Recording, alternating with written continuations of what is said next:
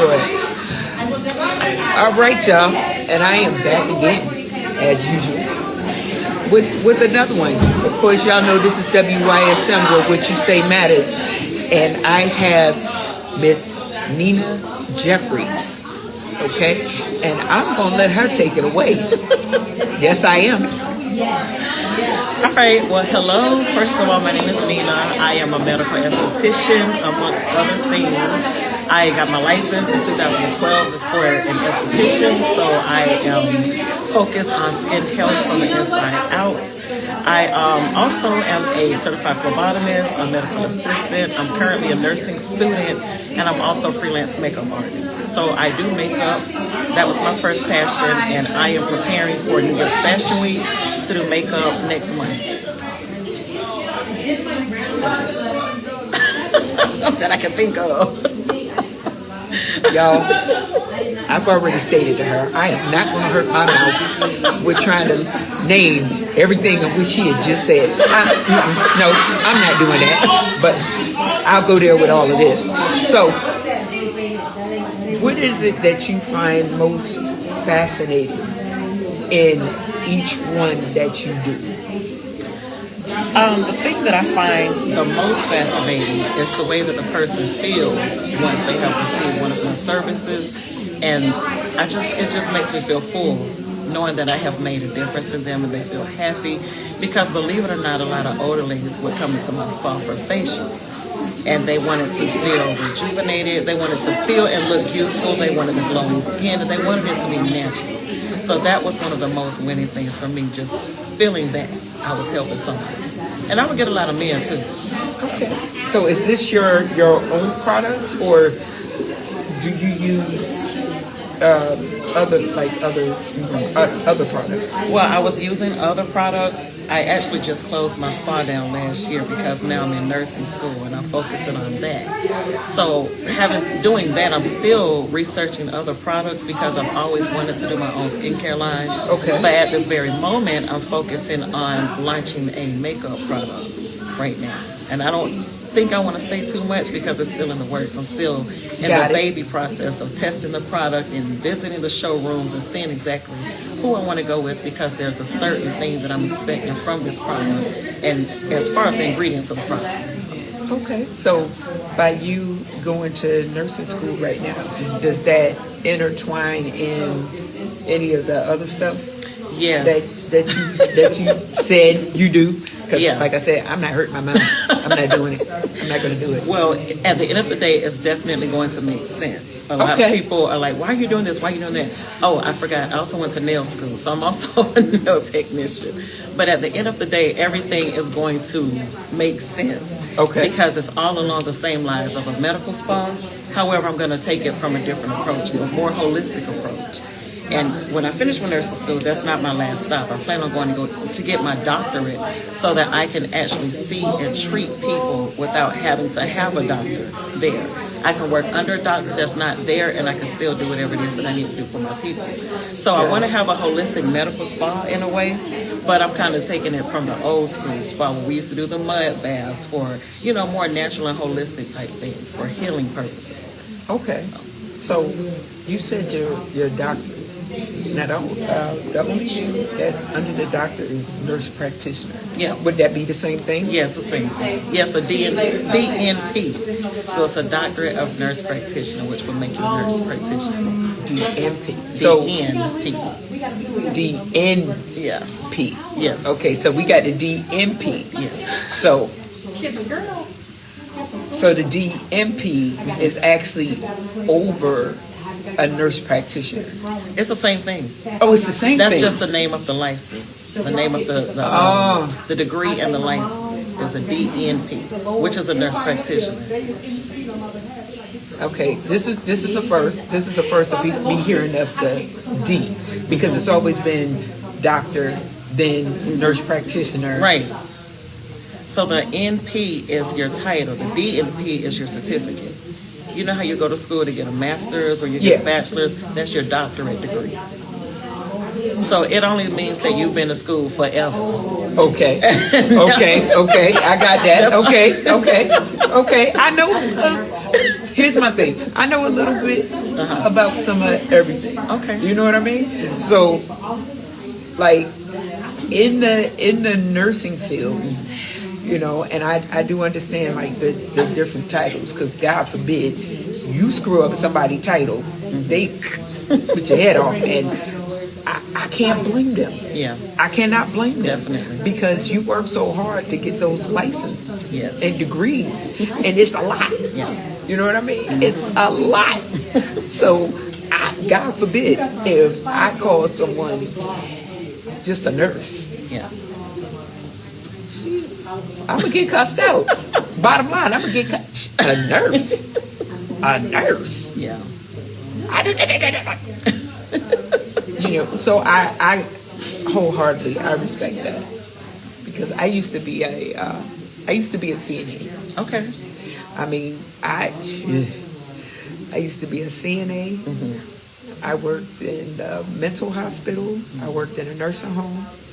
I worked with what is it? Physically and mentally handicapped as a job coach and a house parent. So being in that field, it's not for the weak. Yeah. It's You got not for that the right. weak. It's not for the weak. I did hospice care, and I was a surgical supply tech. I was a surgical supply tech at oh my God, Houston Sports Medical Clinic in Columbus, Georgia. Okay. So, yeah. Yeah. Yeah, I know. Like I said, I know a little bit. Yeah. But you just said, back to you, everything that entails, like everything will all gel together in what you do. Yes. So, by you having the DNP, that would allow you to run your own facility without having to have an overhead. Well, I would still have to have, well, as an RN, I can still run my own facility, but the DNP that I want to get is in anesthesiology. So that would allow me the income that I need to do other things. So that's why I want to go and get it. So I can still run a medical spa as an RN because I have a lot of friends that do so. However, they have to have a doctor on site because, you know, the RNs and the doctors, they work hand in hand. Yeah. So with a DNP, then you can see patients without necessarily having a doctor on site. But you still have to have a doctor as a supervisor, whether they're there or not. You know what I mean? Now, some people can get around that nowadays because there's a lot of medical spas ran by RNs that get around that. They have a doctor that they can contact. But you're supposed to have a doctor on site.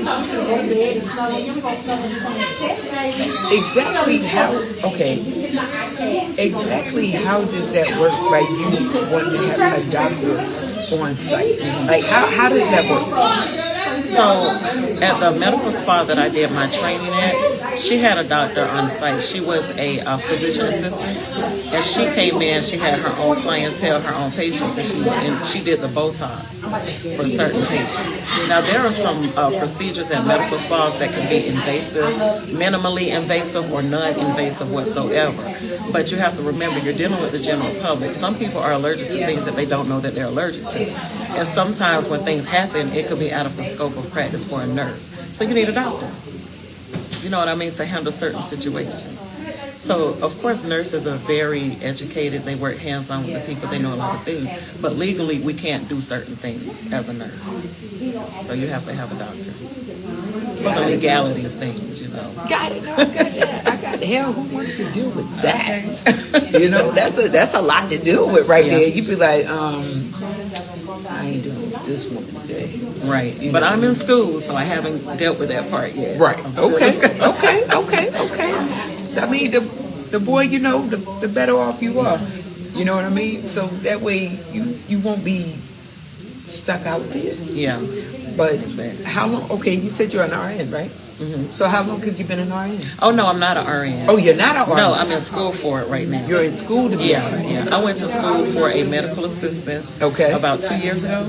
Okay. And then I went for phlebotomy. I'm always in somebody's school. I'm a professional student. Okay. I went for phlebotomy. Okay. I went for nails. Career. What do they call them? Career students? My sister called me that. Professional student. That's what my sister called me.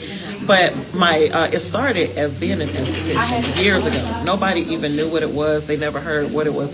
And when I would say it, they were like, a what? Esthetician. A dermatologist? No, not a dermatologist. Oh, so what do you do?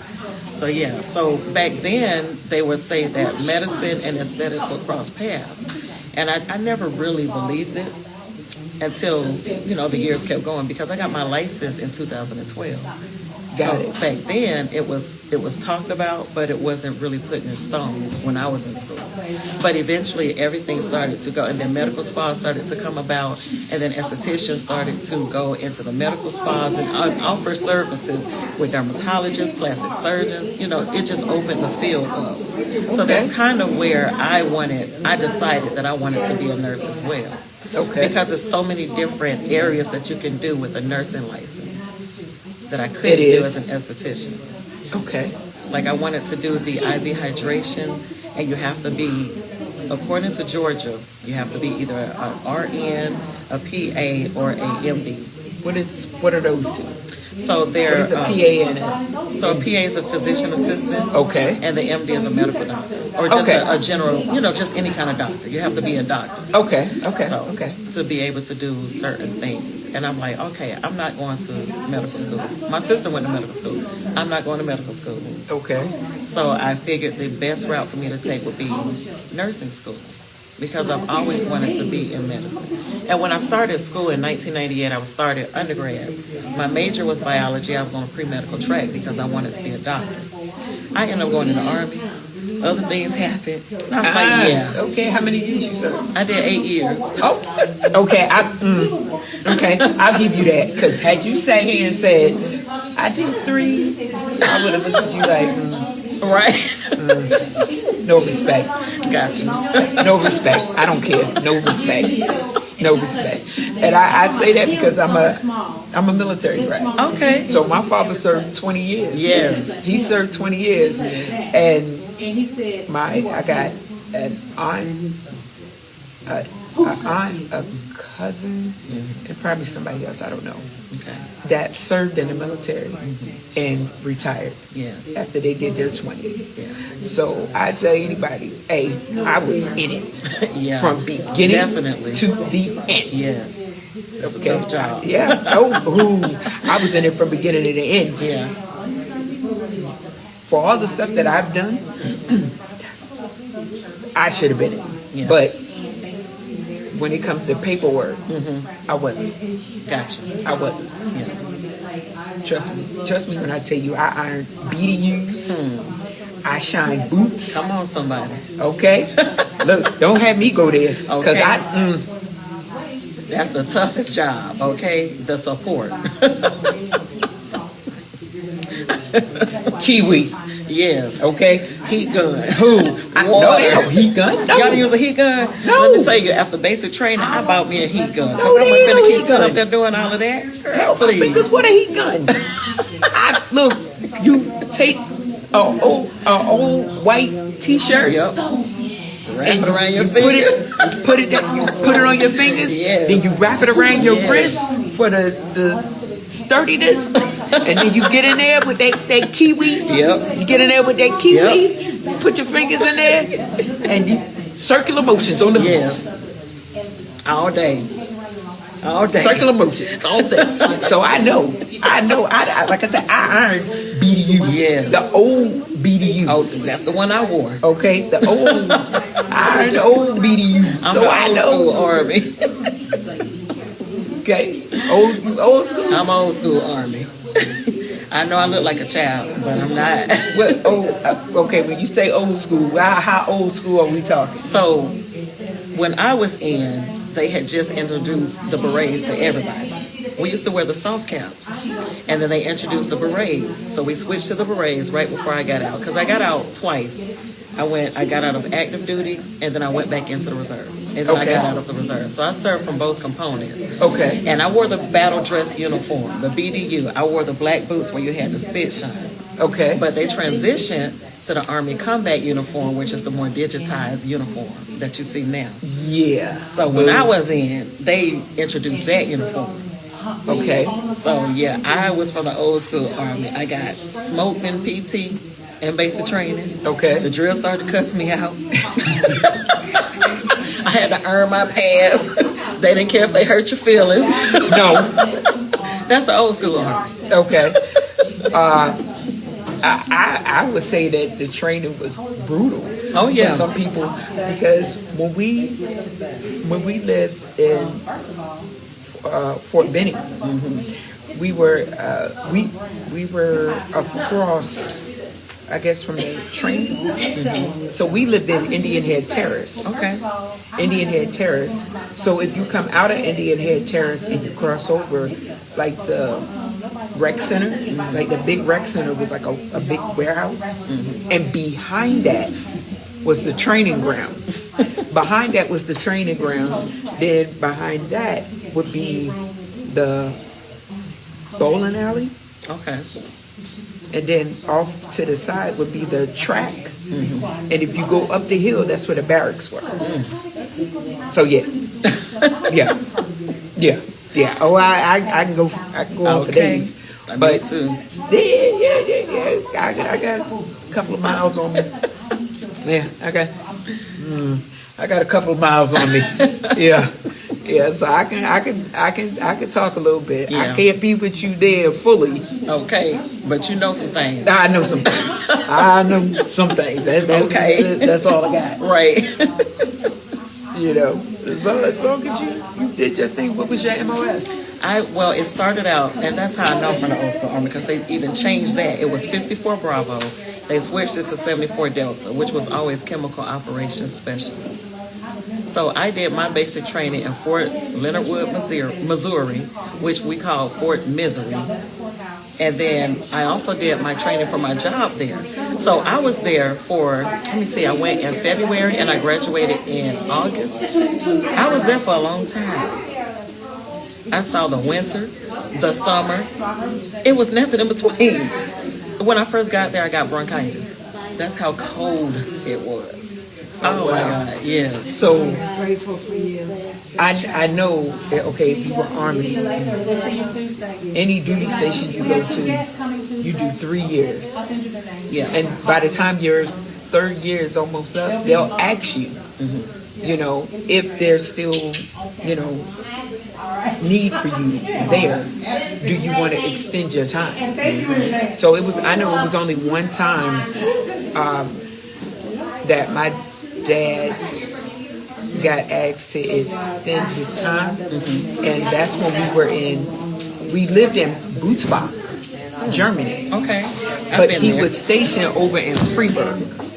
Okay. He was stationed over in Freiburg. Okay. So when it came down to it, it was a choice of him being stationed in Oklahoma, or we get extended another year in Germany. We all voted for the extension. I know that's right. Because I got a wild sense of humor. Me at the time, my thought process behind Oklahoma, and anybody who's from Oklahoma, I'm sorry when I say this, I was a kid at the time. I was like, I don't want to go nowhere where there's a bunch of tumbleweeds. I didn't. That was my thought process at that time. Yeah. So we extended and stayed the extra year there. Cool. But okay. In the cold. Yeah. I mean, I guess they're both pretty cold, but Germany, that cold is like none other. Germany ain't nothing to play with. It ain't. Yeah. Ain't nothing to play with. So back to the matter at hand. Okay. So how long? How much longer do you have to go to school? I'm in a fast track program, so it's a 36-month program. I have about 24 more months. So I'm kind of new at this. I'm finishing up my A&P class and I'm starting my first nursing class. Okay. So even though I went to school before, I still had to take certain prereqs. And math nursing hits so different than undergrad math. The math in nursing school is something else.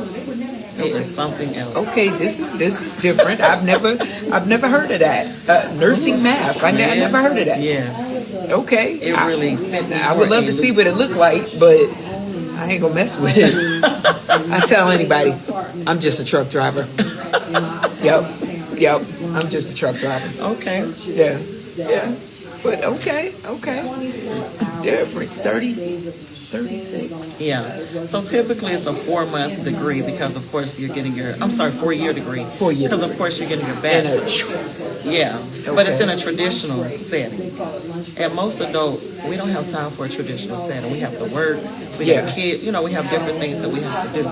So the 36-month, the 3-year program was a perfect fit for me because it's also a hybrid program. Some semesters I don't even have to go on campus. I have to do it from my computer. Okay. So it was a good thing for me. Okay. Because I don't see myself walking up and down on campus. I'm moving my daughter into Clark, Atlanta today. Shout out to Clark. And I was with her last week going to fill stuff out. I'm like, oh, girl, it's a reason why I can't walk up and down this campus at 46. Now, I did this when I was in my teens, but I cannot do it. I can't. When I got out that car and walked up the hill, I almost passed out. Almost passed out. Now, okay, you just said 46. 46. I gotta give you that pass on that. I gotta give you that pass on that because at 40, you over 45, so yeah. Please give me a pass. You got that pass on that. 46, and you got a kid in college. Okay. Yeah. My wife is 47. Okay. And her daughter is 18, going on 19 this month. Okay. In college. So yeah. It ain't for the week. It ain't. And especially going to school as an adult. Yeah. That right there alone? Yeah. It's something but else. see, you said hybrid. Yeah. You're not going physically every day. If you were going physically every day, you better fell out somewhere. Hey, I was just playing, y'all. I don't think I want to do this. Nah, don't play with it. Don't play with it. So okay, so when you get out of school, like exactly what do you plan on doing? So when I finish school, the first thing that I want to do is to reopen my spa. Okay. Like I said before, so I want to do that. And of course get a job because the graduate program that I want to get into, I have to have 2 years experience either in ER or ICU. So my plan is to work in either one of those for those 2 years. I mean, I don't want to be at bedside for a long time, but I do have to have that experience to be able to go into other fields. Now you did say anesthesiology. So you want to be in there in the room pushing the needle. That's what you want to do. You want to be in there pushing the needle. Yeah, I get it. All right. I think it's my thought process behind that is like you're in that room when they tell you to count down or say your ABCs. For the life of me, each and every last person that's in that room, I feel that they be betting on you to see. That's just my thought process. I think they be betting to see how far you're going to get. I think they be betting because you might be right. I think it was one time I came out of surgery and the lady was laughing at me. She was laughing at me. And she said, do you remember anything? I said, yeah, being willed, this, that, da-da-da-da-da. And then they told me they was going to, give me the anesthesia, excuse me. And for me to say my ABCs. And she said, "Do you know how far you got with your ABCs?" Another 90 minutes after the church. I don't even remember what letter, but she couldn't do nothing but laugh. Oh my goodness. But apparently at that time, the anesthesia that they gave me was not strong enough. I was a kid. Oh wow. Was not strong enough for me. So they had to give me another one. Because I was still coherent. Wow. I was still coherent, but my eyes were like closed, like grip closed. Wow. But I can hear everything that's going on, and I could feel myself being wheeled on the bed and everything, and being on the elevator. I remember all of that. So once they gave me that second one, that was it. That was it. Yeah, So a I'm high a tolerance kid. for pain. Yeah. Yeah, me too. Something is wrong with me. Something is clearly wrong with me. I don't know, but yeah, I got that. They had to give me 2. Wow. Because they told me, they was like, we had to come back and give you a second one. Because you was talking to us like it was nothing. Wow. Yeah, I was like, and then like when I woke up in the recovery room, all I know is I looked to the side like this and looked back over like this. I was in a room full of people. Wow. And the person next to me, straight up, was in a full body cast. They were in a full head to toe, a full body cast like this. Wow. Right? And all you could see was their Oh, eyes. God. So when I looked over at them, and I looked over at the person laying, just sleeping or whatever, Okay. I'm in there hollering because I woke up in a place that's like this. What the Yeah. what? Right. Come on down. Right. And I'm a kid. That woman came flying. Pew! Be quiet. And I'm looking at her like, chick, what is wrong with you? You got a whole mummy over here. I'm a kid and I'm waking up to this stuff. What Right. is wrong with you? You know? But after a while, I was okay. She Good. stayed with me the entire time Good. because I'm like, now that I think about it, I was like, B, if you beat me, I'm going to kill you. Okay. Well, she must have B, been if a you beat nurse. me, I'm going to kill you. Nurses are mostly understanding and patient. Yeah. As a kid, yeah, she was. So I was thankful and grateful on that. Good. But much success to you. We're going to school, and hopefully when you get out, you can, get back and get the ball rolling. Yes, ma'am. Get out there and do your spa thing and the whole nine. Yes. Yep. Those are my intentions. All right. If that's what it is, then that's what we're gonna go with. That's right. I enjoyed talking with you. Thank you. Likewise. All right. Have a good one. Wow. So that's So I was